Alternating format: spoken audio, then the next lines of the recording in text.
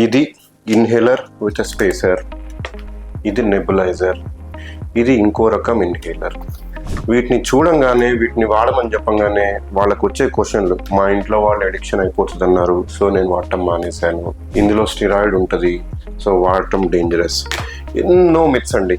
Okay, so I tell you something. Number 1, diabetes వచ్చినోడికి diabetes మందు వాడతాడు, లైఫ్ లాంగ్ వాడతాడు, ఆ గోళీలు అయితే తీగా ఉండవు, హీ స్టిల్ టేక్స్. ఎందుకంటే the nature of disease, diabetes problem అలాంటిది, అది ఎప్పుడు ఉంటుంది, దాని వాళ్ళు మందులు వేసుకొని కంట్రోల్ చేసుకుంటూ ఉండాలి. ఆస్తమాలు, సిఓపిడీలు, వేరే వేరే బ్రాంకైటిస్లు కూడా అంతే. కొంతమందికి లైఫ్ లాంగ్ వాళ్ళ బాడీ నేచర్ని బట్టి అలా ఉండిపోతాయి, వాళ్ళు అవసరం వచ్చినప్పుడు ఇన్హేలర్స్ వాడాలి. ఇందులో అడిక్షన్ లేదు, దీంట్లో మత్తు పదార్థాలు లేవు, ఇందులో తీయగా ఉండేవి ఏవీ లేవు. They just help you maintain your normal life. అవసరమైనప్పుడు ఇన్హేలర్స్ వాడాలి. రెండోది, స్టిరాయిడ్ ఉంటుందా అంటే ఇన్హేలర్స్ లో స్టిరాయిడ్ ఉండేవి ఉంటాయి, స్టిరాయిడ్ లేని ఇన్హేలర్స్ లో ఉంటాయి. ఆస్తమా ఇన్హేలర్స్ లో స్టిరాయిడ్ లేకుండా ఇవాల్టి రోజున ప్రపంచంలో ఏ ఇన్హేలర్ లేదు.